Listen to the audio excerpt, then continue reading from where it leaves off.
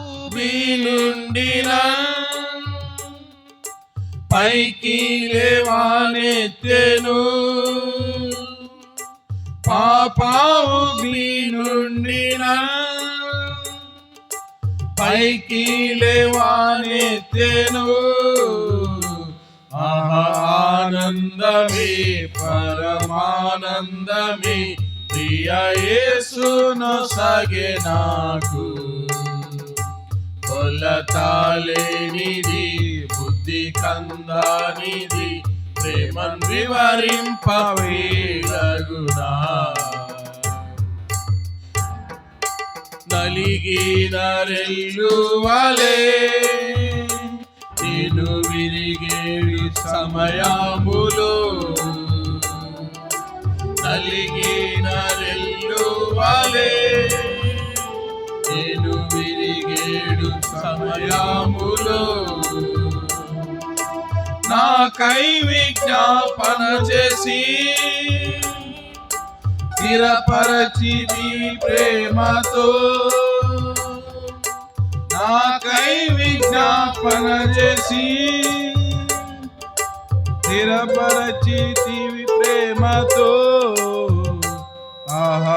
ఆనందమే పరమానందమే ప్రియ యేసును సాగే నాకు. కొలతాలేనిది బుద్ధి కందానిది ప్రేమన్ వివరింపవేలగునా. ఆనందమే పరమానందమే ప్రియ యేసును సాగే నాకు. కొలతాలేనిది బుద్ధి కందానిది ప్రేమన్ వివరింపవేలగునా. కారుచున్నది వేళలో కలత చెందిన నన్ను. కారు చీకటి వేళలో కలత చెందిన నన్ను. కాచి ఓదార్చితివే బలమైన నీ ఆత్మతో. కాచి ఓదార్చితివే బలమైన నీ ఆత్మతో. ఆనందమే పరమానందమే ప్రియ యేసును సాగే నాకు.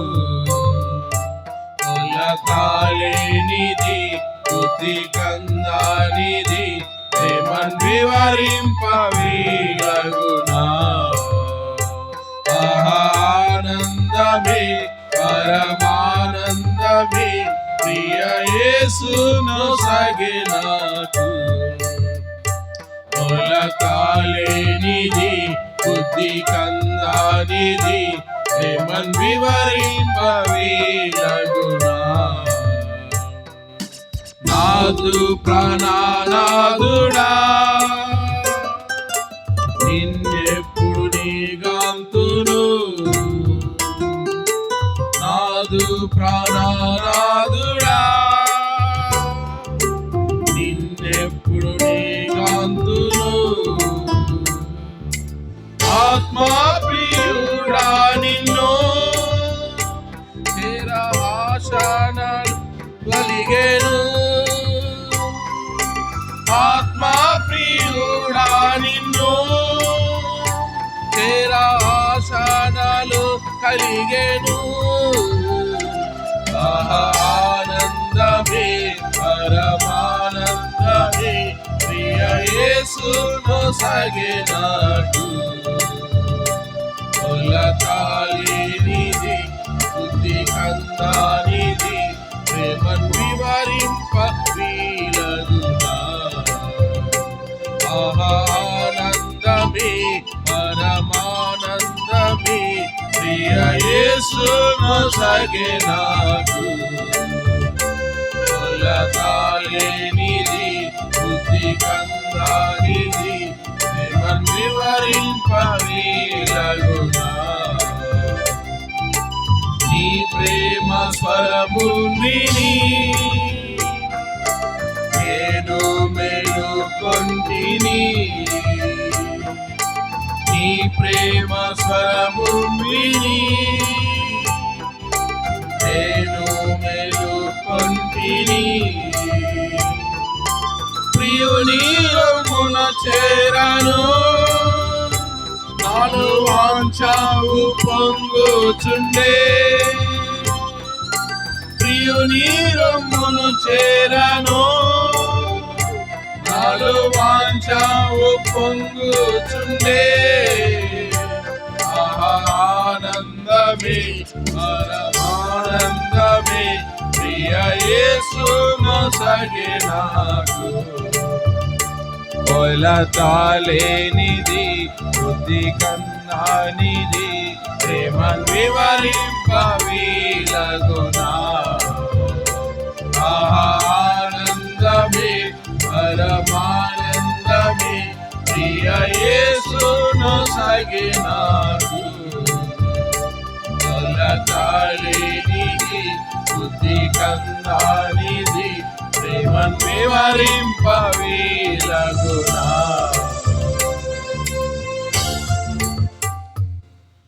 సంఖ్య పాటల పుస్తకంలోంచి చివరి నుంచి 7వ పాట, చివరి సంఖ్య నుండి 7వ పాట.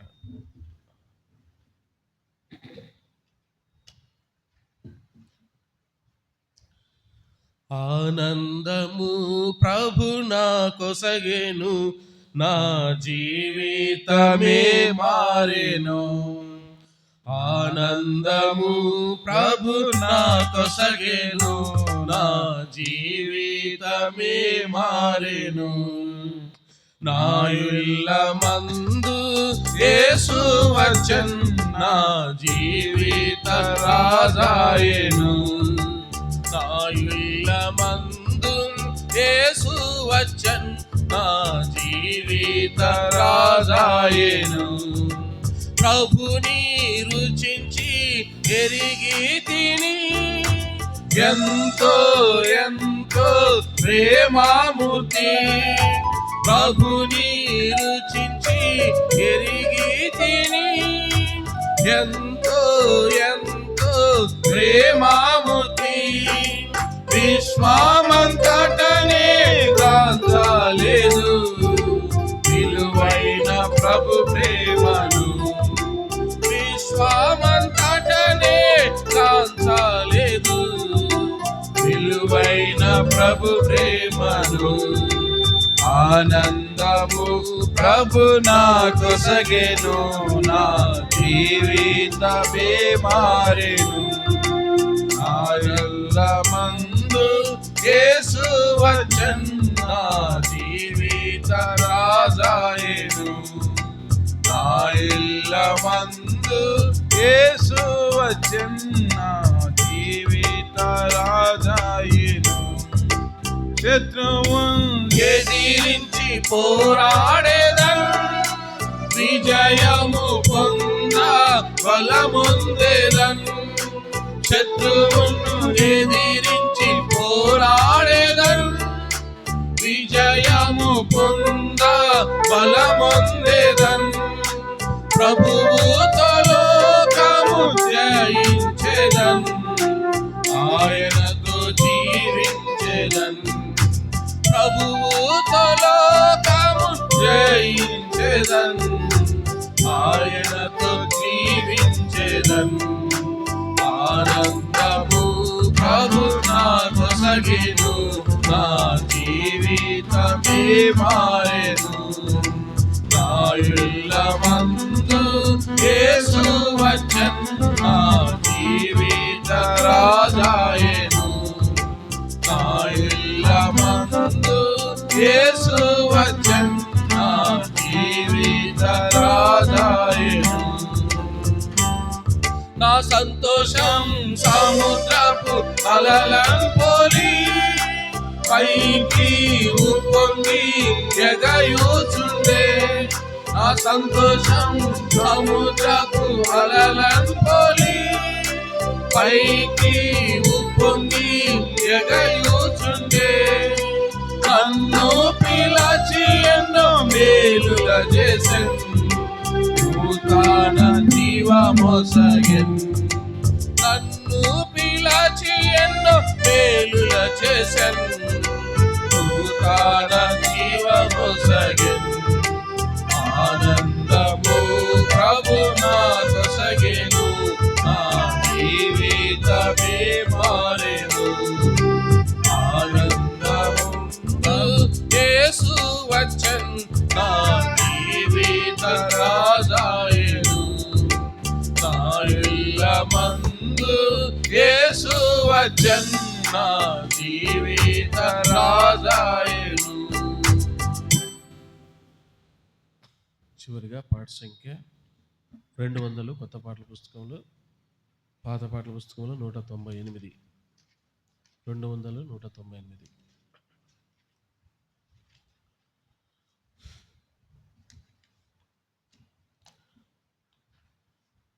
హల్లెలూయా పాడేదా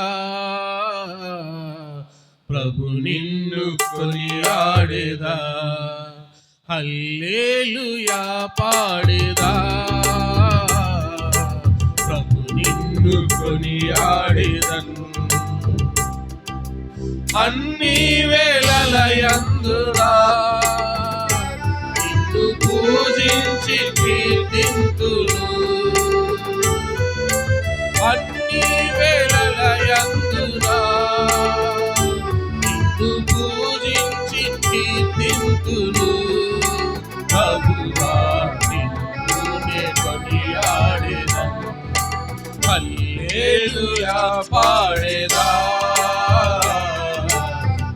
నిన్ను కొనియాడెదన్ హల్లెలూయా పాడేదా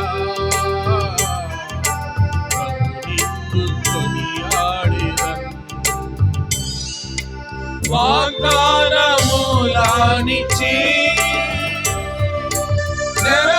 నెరవేర్చువాడవు నీవే వాగ్దానములానిచ్చి నెరవేర్చువాడవు నీవే నమ్మకమైన దేవా నన్ను కాపాడు వాడవు నీవే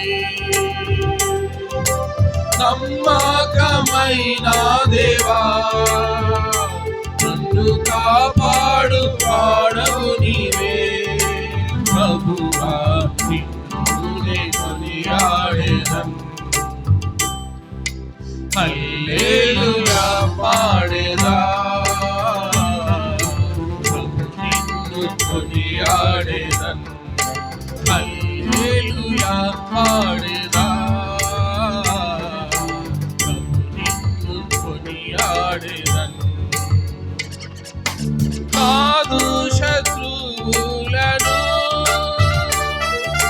పడద్రోయు వాడవు నీవే కాదు శత్రువులను పడద్రోయు వాడవు నీవే మహాసమర్థుండవు నా రక్షణ శృంగము నీవే మహాసమర్థుండవు నా రక్షణ శృంగము నీవే ప్రభువా నిన్నునే కొనియాడెదన్ హల్లెలూయా పాడేదా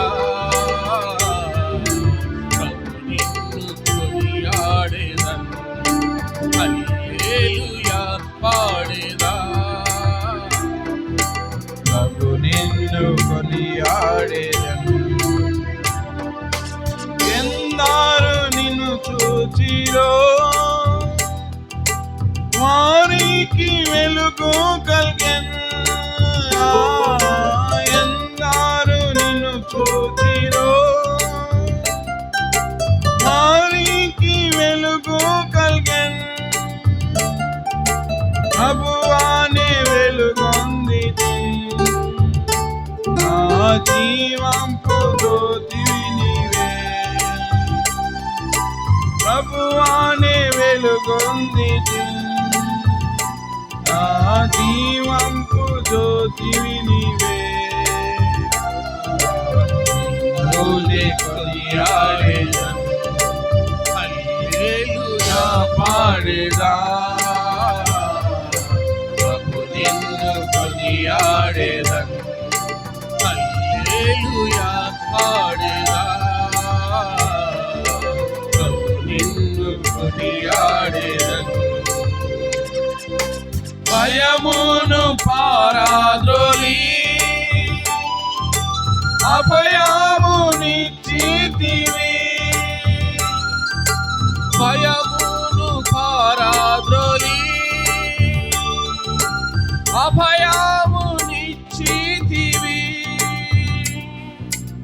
ఎబెనేజరు నీవై ప్రభు నన్ను సంరక్షించుచుంటివి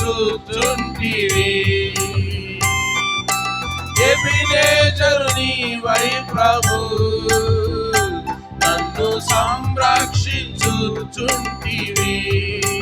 ప్రభువా నిన్నునే కొనియాడేదను హల్లెలూయా పాడేదా ప్రభు నిన్ను కొనియాడేదను హల్లెలూయా పాడేదా ప్రభు నిన్ను కొనియాడేదను కష్టములన్నింటినీ ప్రియముగా భరింతును కష్టములన్నింటినీ ప్రియముగా భరింతును నీ కొరకే జీవింతును నా జీవంపు దాతవు నీవే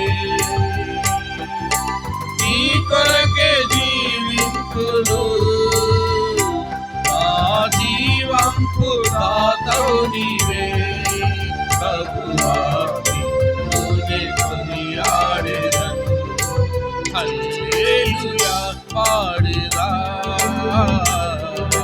ప్రభు నిన్ను కొనియాడేదను హల్లెలూయా పాడేదా ప్రభు నిన్ను కొనియాడేదను ఈ జీవిత యాత్రలో ఏమి సంభావించినా ఈ జీవిత యాత్రలో ఏమి సంభావించినా మహిమానికే ఓ ప్రభు ఇది ఏ నాది నా ప్రార్థన మహిమానికే ఓ ప్రభు ఇది ఏ నాది నా ప్రార్థన ప్రభువా నిన్నునే కొనియాడేదను హల్లెలూయా పాడేదా ప్రభు నిన్ను కొనియాడేదను హల్లెలూయా పాడేదా ప్రభు నిన్ను కొనియాడేదను అన్ని వేళలయందునా నిన్ను పూజించి కీర్తింతును అన్ని వేళలయందునా నిన్ను పూజించి కీర్తింతును ప్రభువా నిన్నునే కొనియాడేదను హల్లెలూయా పాడేదా నిన్ను కొనియాడేదను హల్లెలూయా పాడేదా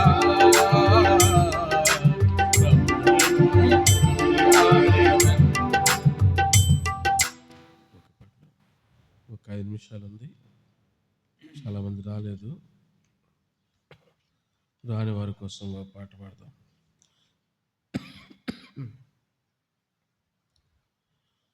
పదకొండు పాట సంఖ్య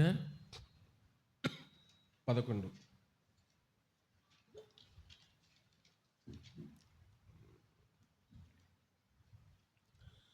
యేసు ప్రభు కాపరి నాకు వాసిగా స్తుతించెదన్. యేసు గొర్రె పిల్లను పోయెదను తన వెంట. యేసు ప్రభు కాపరి నాకు వాసిగా స్తుతించెదన్. యేసు గొర్రె పిల్లను పోయెదను తన వెంట. పచ్చిక పట్లకు మచ్చికతో నడుపున్. పచ్చిక పట్లకు మచ్చికతో నడుపున్. స్వచ్ఛ జలము చెంత నిచ్చును విశ్రాంతి. స్వచ్ఛ జలము చెంత నిచ్చును విశ్రాంతి. ముందు ముందు వెళ్ళుచు పొందుగా రక్షించు నన్ను. తన మాధుర్య స్వరంబున తనివిదించును.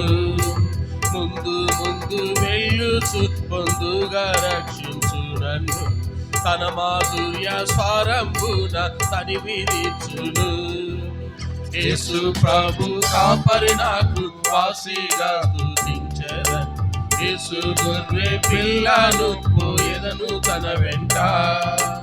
యేసు ప్రభు కాపరి నాకు వాసిగా స్తుతించెదన్.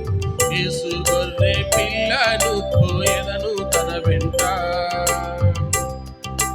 మరణలోయ ద్వారా సరిగా నడిపించును. మరణలోయ ద్వారా సరిగా నడిపించును. అడవి భయములెల్లా ఎడబాపి రక్షించును. అడవి భయములెల్లా ఎడబాపి రక్షించును. హత్తి వత్తి కట్టి గాయాలెంతో ఆదరించును. వింతగా ఆయన ప్రేమ సేవలు సంతోషింతును. హత్తి ఒత్తి కట్టి గాయాలెంతో ఆదరించును. వింతగు ఆయన ప్రేమ సేవలు సంతోషింతును. యేసు ప్రభు కాపరి నాకు వాసిగా స్తుతించెదన్. యేసు గొర్రె పిల్లను పోయెదను తన వెంట. యేసు ప్రభు కాపరి నాకు వాసిగా స్తుతించెదన్. యేసు గొర్రె పిల్లను పోయెదను తన వెంట. శత్రుల ముందాహారం సంసిద్ధము చేయును. శత్రుల ముందాహారం సంసిద్ధము చేయును. నా గిన్నె నిండించి పొర్లి పారజేసి. నా గిన్నె నిండించి పొర్లి పారజేసి. కడిగి కడిగి శుద్ధి చేసి ఆత్మదానమిచ్చెను. పడిగా ఆయన సాయమున జయమున వెళ్ళెదను. కడిగి కడిగి శుద్ధి చేసి ఆత్మదానమిచ్చెను. పడిగా ఆయన సాయమున జయమున వెళ్ళెదను. యేసు ప్రభు కాపరి నాకు వాసిగా స్తుతించెదన్. యేసు గొర్రె పిల్లను పోయెదను తన వెంట. యేసు ప్రభు కాపరి నాకు వాసిగా స్తుతించెదన్. యేసు గొర్రె పిల్లను పోయెదను తన వెంట.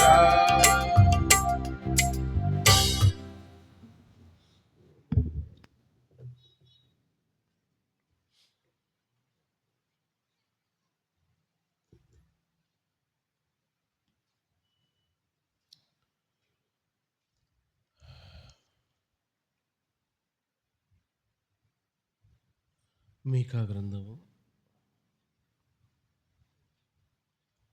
ఆరాధన కొరకై. మీకా గ్రంథము 7వ అధ్యాయం 18వ వచనం అందరం కలిసి చదువుకుందాం. మీకా 7:18. దయచేసి అందరం కలిసి చదువుకుందాం. తన స్వాస్థ్యములో శేషించిన వారి దోషమును పరిహరించి వారు చేసిన అతిక్రమముల విషయమై వారిని క్షమించు దేవుడైన నీతో సముడైన దేవుడున్నాడా?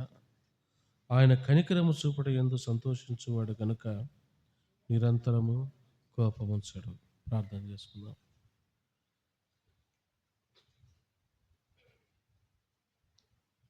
ప్రేమగల తండ్రి, కృపలైన గొప్ప దేవ, ఉదయకాల సమయంలో మరోసారి ఆరాధన కొరకై మేము చేరుస్తుండగా తండ్రి, చదివిన లేఖన భాగంలోని ప్రభా కొన్ని మాటలు ధ్యానిస్తుండగా మేలుకై మమ్మల్ని జ్ఞాపకం చేసుకోనండి, సహాయపడండి.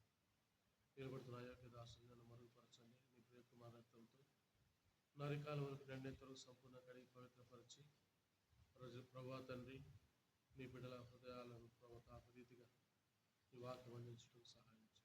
తీసుకోవాలి ఘనమైన నామమును ప్రార్థించి వేడుకుంటున్నాము తండ్రి.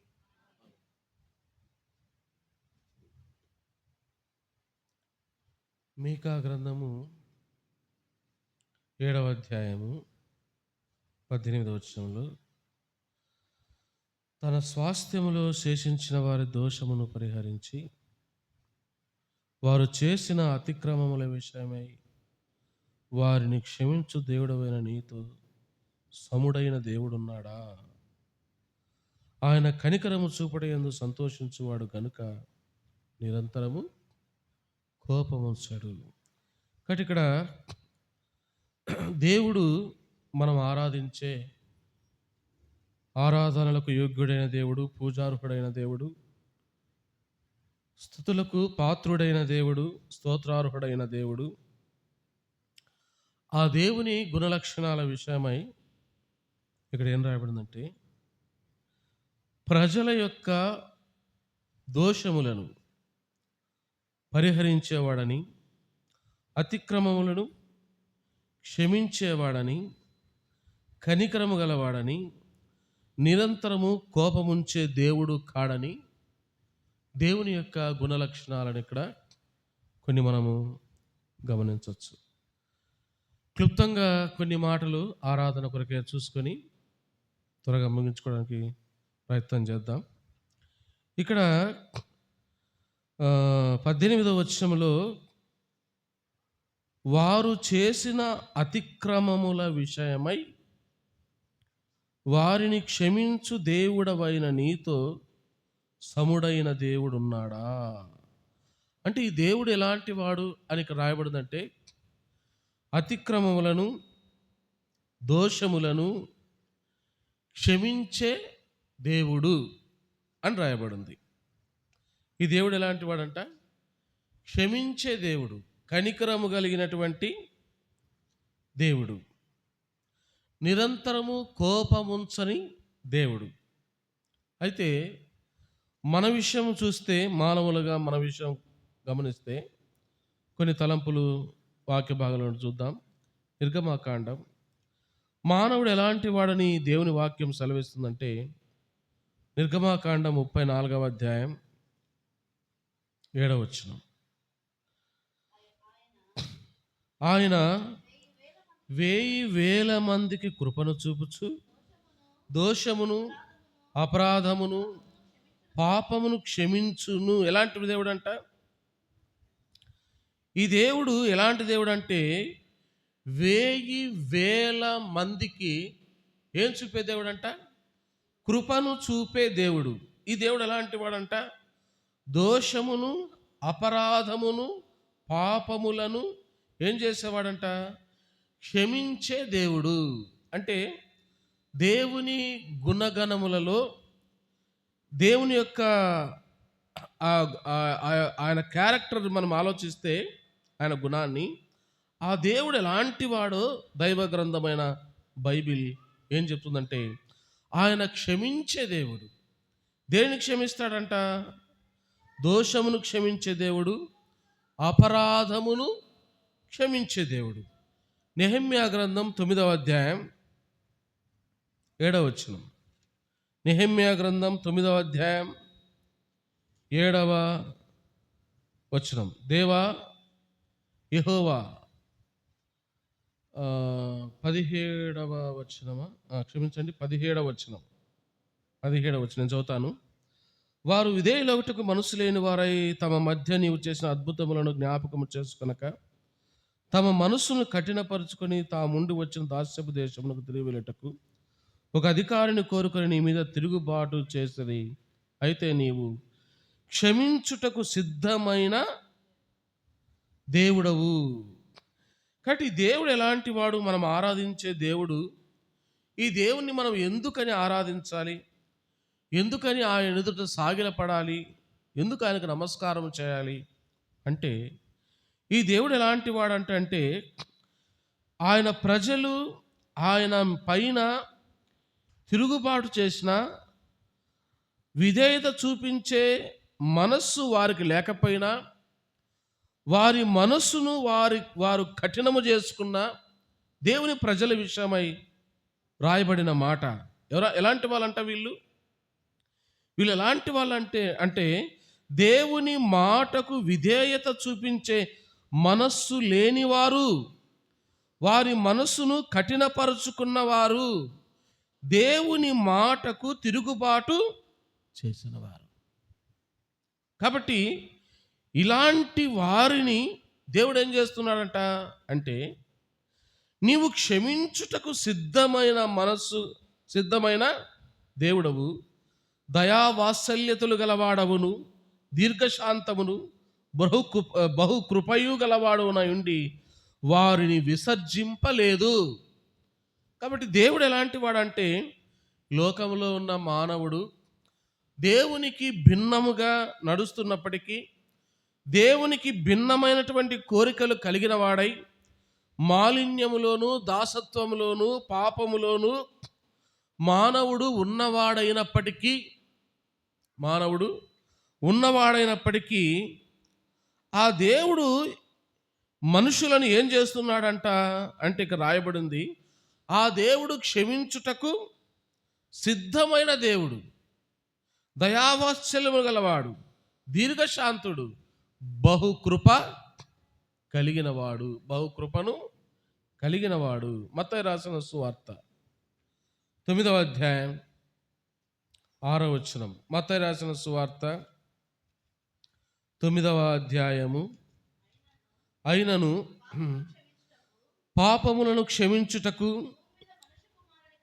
భూమి మీద మనుష్య కుమారునికి అధికారము కలదు.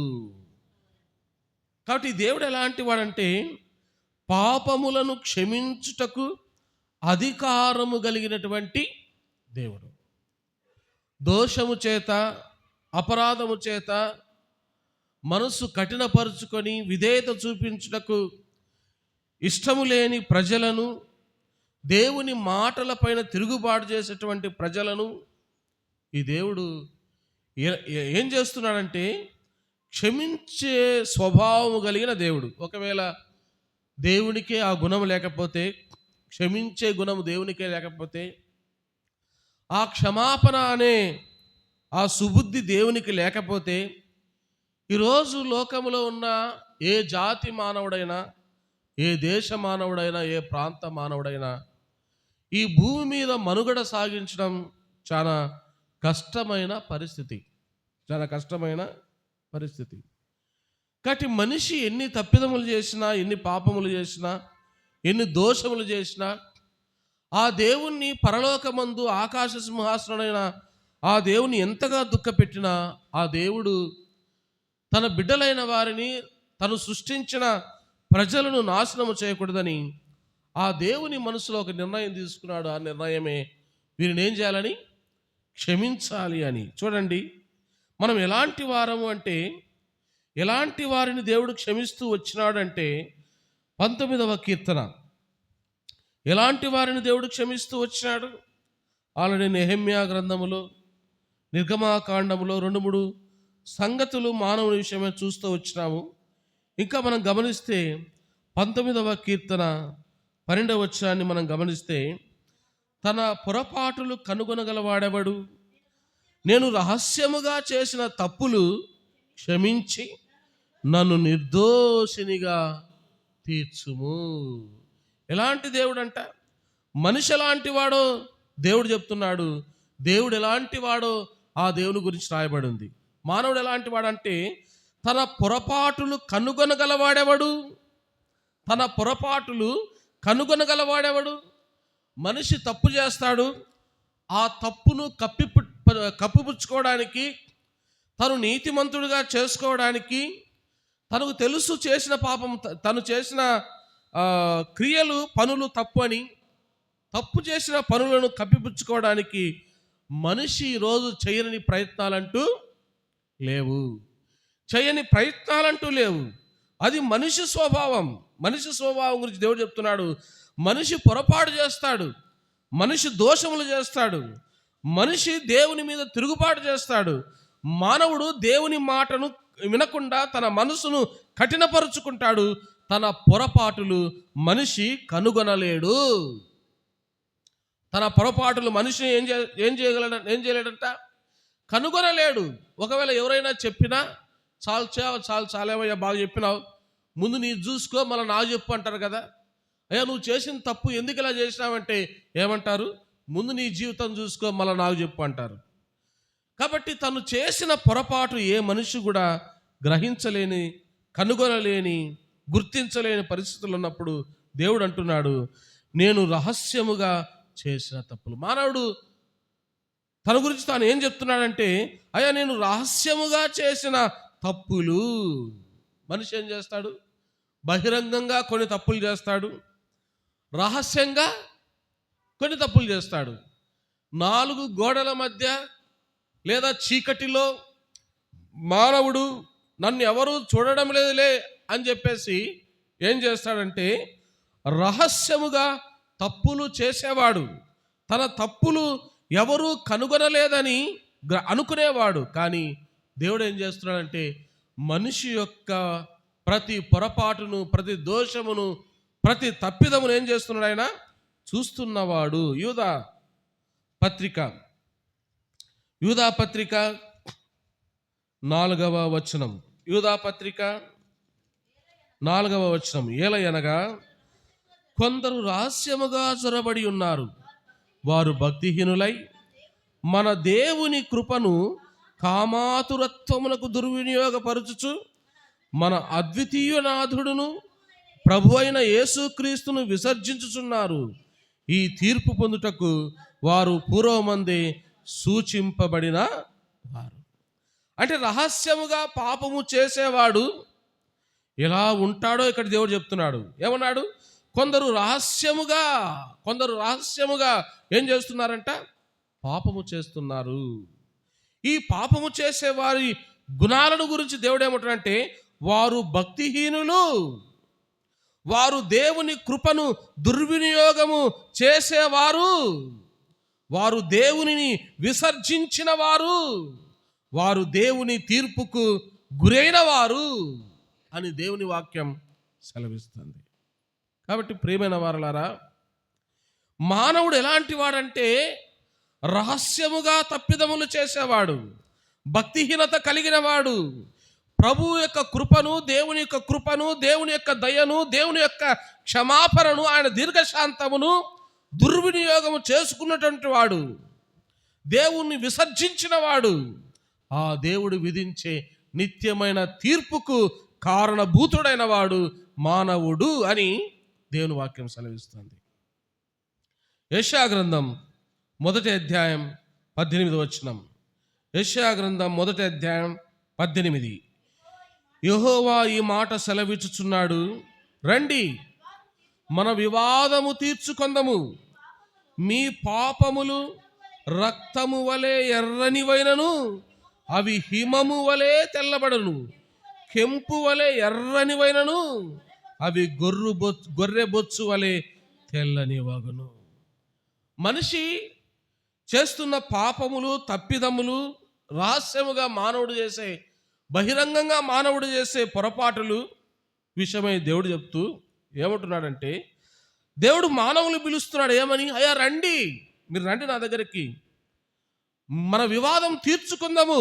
దేవునికి మనిషికి మధ్య ఒక వివాదం ఉంది. ఏంటి ఆ వివాదం? మానవుడు తప్పు చేసి దేవుని దగ్గరకు పోలేని వాడుగా, దేవుని కృపను దుర్వినియోగపరుచుకున్నవాడుగా ఉంటూ ఆ మానవుడు చేసే పాపములు ఎలా ఉన్నాయని దేవుడు చెప్తున్నాడంటే, మీ పాపములు రక్తము వలె ఎలా ఉన్నాయంట? ఎర్రగా ఉన్నాయి, కెంపు వలె ఎర్రగా ఉన్నాయి. అంటే ఏ మానవుడు కూడా వారి పాపములను తుడిచివేసుకోలేనటువంటి పరిస్థితుల్లో ఎవరున్నారు? ఏ మానవుడు కూడా తన పాపములను మార్చుకోలేని పరిస్థితుల్లో మానవుడు ఉన్నాడు. అంటే ఎర్రగా ఉన్నటువంటి కెంపు అంటే అదొక విధమైనటువంటి వస్తువు.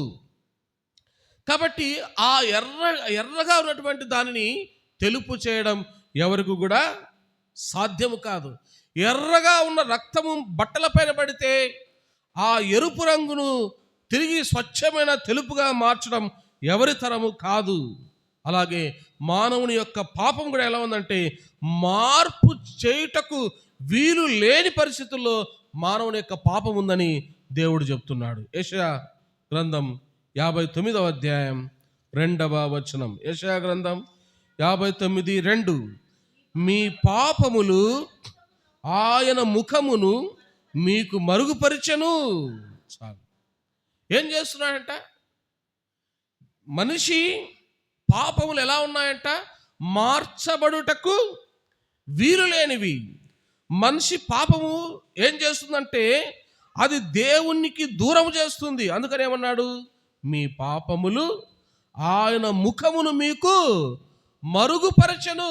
మానవుడు ఏమనుకుంటాడంటే నేను చేసిన దోషము, నేను చేసిన తప్పిదములు, ఆయా రకాల దాన ధర్మములు, జపతపములు, ఆయా రకాల ఉపవాసములు, గుడ్ ఫ్రైడే వస్తే 40 రోజులు ఉపవాసాలు ఉంటే మా పాపాలు పోతాయి, 40 రోజులు ఉపవాసాలు ఉండి 41 రోజు మళ్ళా మా జీవితాన్ని మేము కొనసాగించుకుంటే మా పాపములు పోతాయి అని మానవుడు అనుకుంటున్నాడు.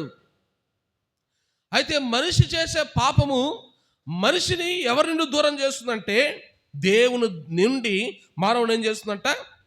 దూరం చేస్తుంది. అందుకని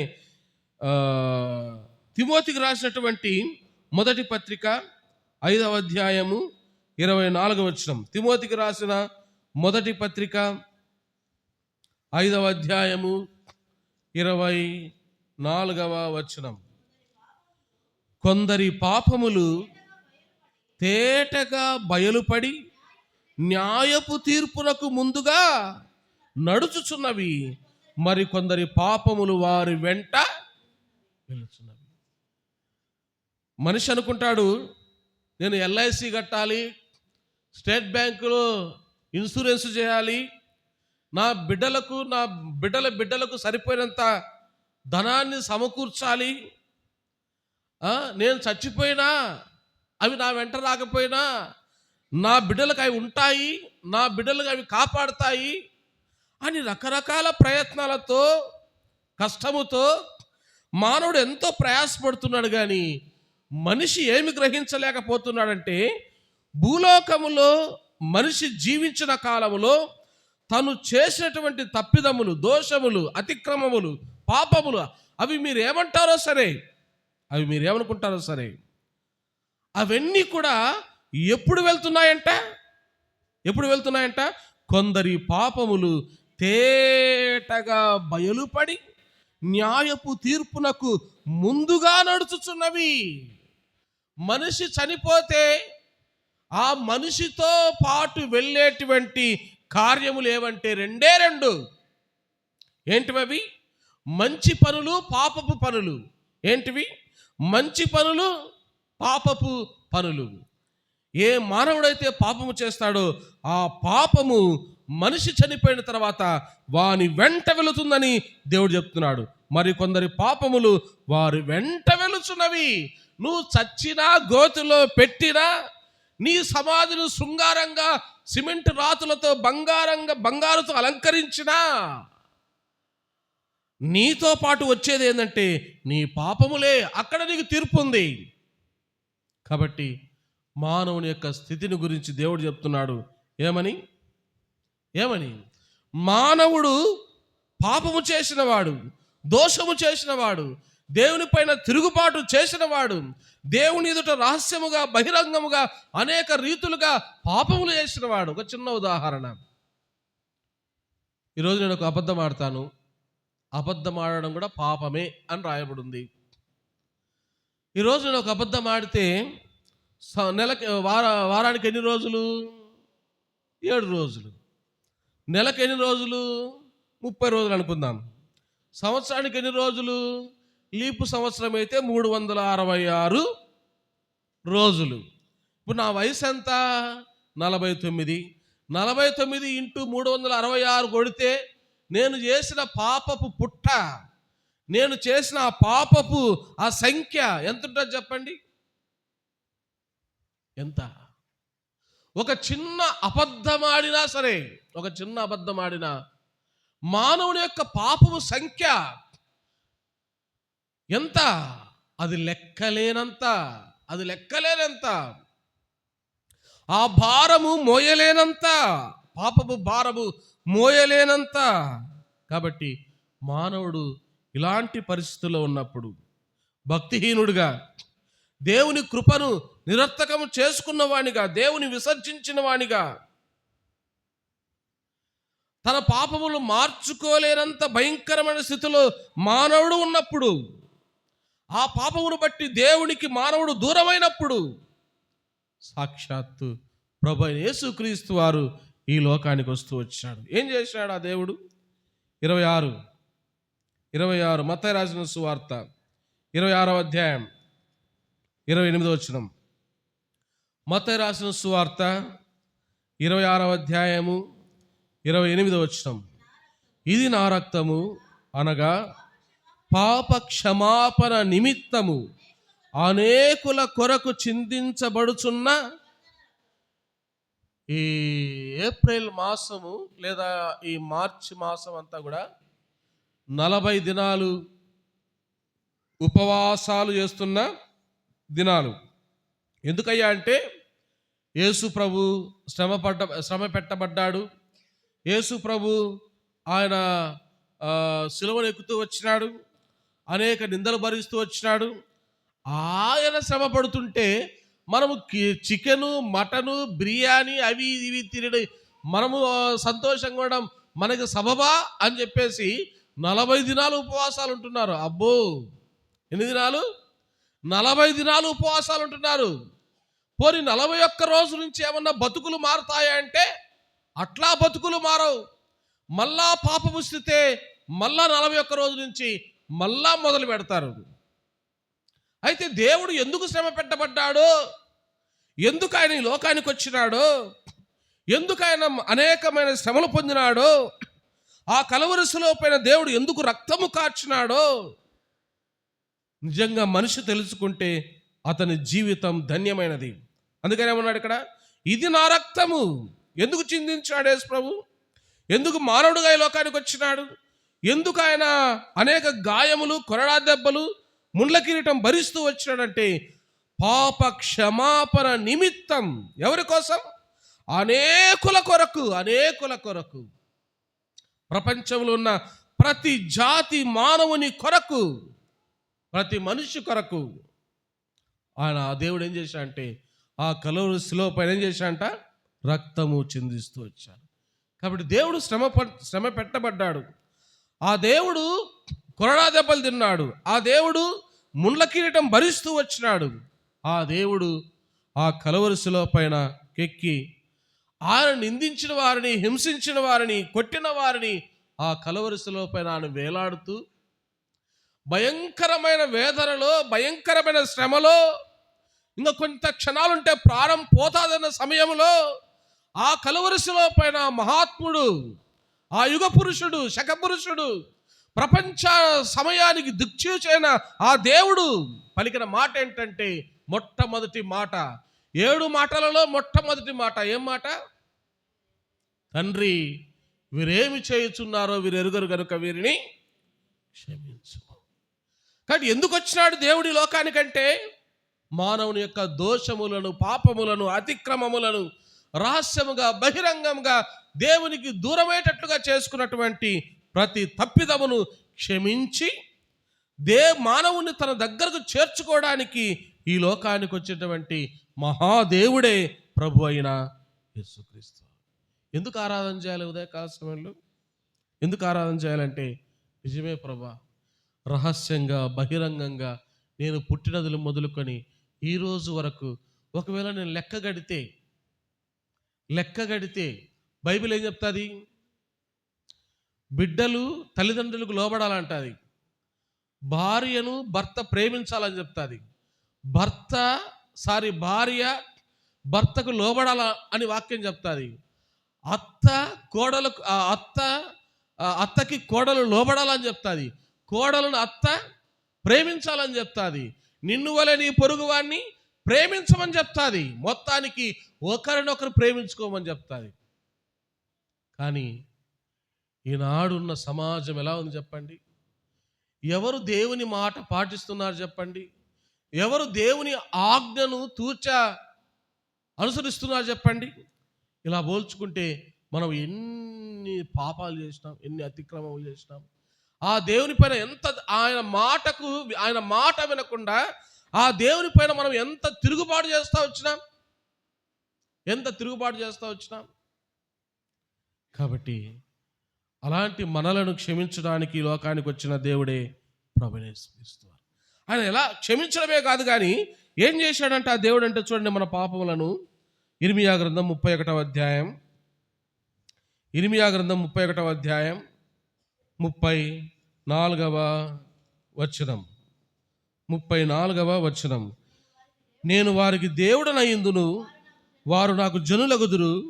వారు మరి ఎన్నడును యెహోవాను గూర్చి బోధ నొందుదమని తమ పొరుగువానికి గాని తమ సహోదరులకు గాని ఉపదేశము చేయరు. నేను వారి దోషములను క్షమించి వారి పాపములను ఇక నెన్నడును. ఏమి దేవుడండి? పాపము చేసింది, దోషము చేసింది, తిరుగుబాటు చేసింది, అతిక్రమములు చేసింది మానవుడైతే, మానవునికి బదులుగా కలువరి శిలువలో శిక్షను అనుభవించింది సృష్టికర్త అయిన దేవుడు.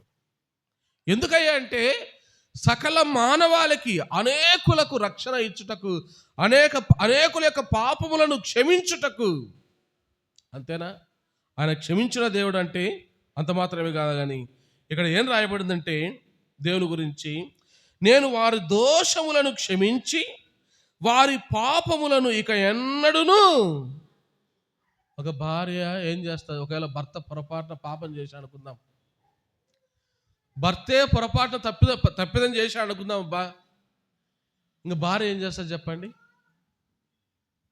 నిజం చెప్పండి, ఏం చేస్తుంది?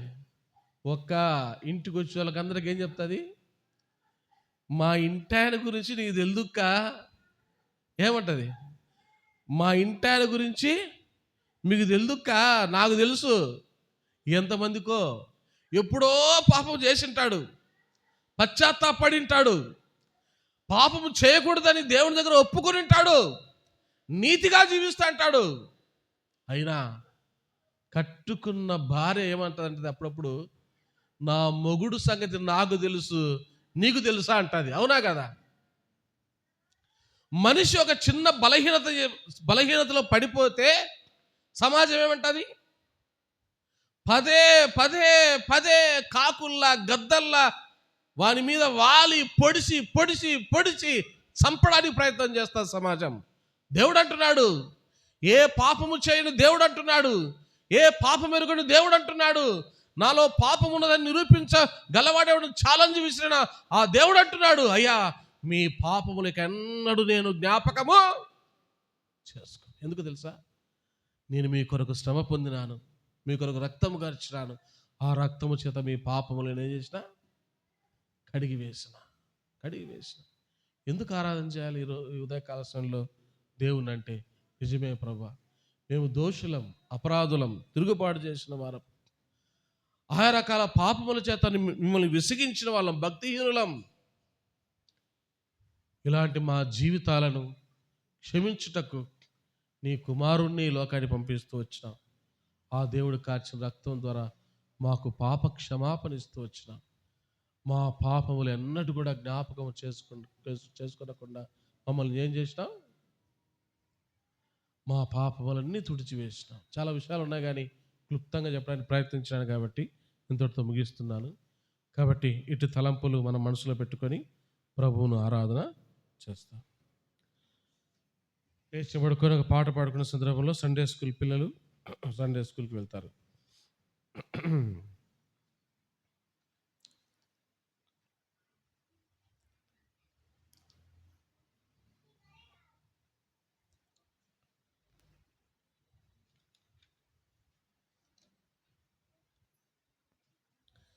పాట సంఖ్య 155 కొత్త పాటల పుస్తకములు, 153 పాత పాటల పుస్తకములు. 155, 153వ పాట.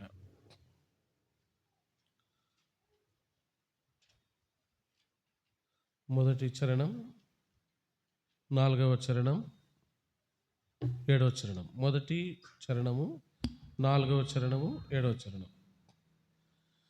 ప్రభు యేసు నాకై నీ సర్వము నిశ్చితివి. ప్రభు యేసు నాకై నీ సర్వము నిశ్చితివి. ప్రేమను బట్టి అర్పించుకొంటివి నాకై. ప్రేమను బట్టి అర్పించుకొంటివి నాకై. ప్రభు యేసు నాకై నీ సర్వము నిశ్చితివి. ప్రభు యేసు నాకై నీ సర్వము నిశ్చితివి. శిరస్సు నిశ్చితివి ముండ్ల మకుటముకై. స్వామి నా పాపముల కొరకే. శిరస్సు నిశ్చితివి ముండ్ల మకుటముకై. స్వామి నా పాపముల కొరకే. సాహింపజాలాని వేదాన బహుగా. సాహింపజాలాని వేదాన బహుగా. సాహించితివి ప్రేమతోడా. సాహించితివి ప్రేమతోడా. ప్రభు యేసు నాకై నీ సర్వము నిశ్చితివి. ప్రభు యేసు నాకై నీ సర్వము నిశ్చితివి. కాళ్ళ చేతులలో మేకులు గొట్టిరి. బల్యముతో ప్రక్కన గొడిచిరి. కాళ్ళ చేతులలో మేకులు గొట్టిరి. బల్యముతో ప్రక్కన గొడిచిరి. ఎలాగు వివరింతు నీ బాధ నేను. ఎలాగు వివరింతు నీ బాధ నేను. ఓర్చితివా మౌనము వాహించి. ఓర్చితివా మౌనము వాహించి. ప్రభు యేసు నాకై నీ సర్వము నిశ్చితివి. ప్రభు యేసు నాకై నీ సర్వము నిశ్చితివి. నా ఎడల నీదు సంకల్పమేగా. నీ స్వాస్థ్యమను భావించుటకు. నా ఎడల నీదు సంకల్పమేగా.